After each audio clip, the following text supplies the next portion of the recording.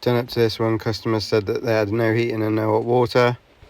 The boiler's sat idling, so we're just going to check the programmer's on, which it is. The room stat was down, but I'm pretty sure the customer did turn it up before. So we'll turn it up again, check the cylinder stat, that's cooling, and the boiler's still just sat idling.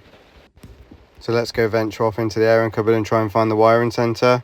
We can see from this we've got a Yplan system. There's a wiring centre. We're going to whip the case off. Just going to do a few basic checks. So we're calling for heating and hot water. So we'd be expecting to have 240 on white. So we're going to check that.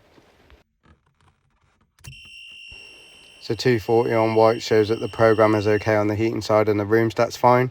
So we're going to check orange.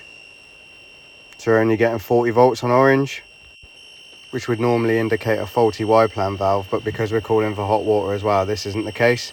So you can see we're getting 60 volts on grey, which we shouldn't do. So the valve looks like it's open, but it's not quite making the micro switch. So the next port of call is a cylinder stat. Whip the front off that and we'll check for 240 on common.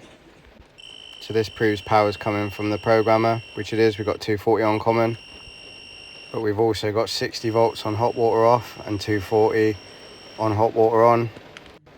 So I've removed hot water off from the cylinder stat and I'm just checking for 240, which there isn't, which means the program is okay. So it must be a faulty cylinder stat. So now I've removed that cable, turned it all back on, it works. So a cylinder stat is van stock, so I'll go and get one off the van. We'll just check the wiring to make sure we're going to pop them in the right holes. So with that one all wired up, put the case on, put it on the cylinder. Go and check the boiler.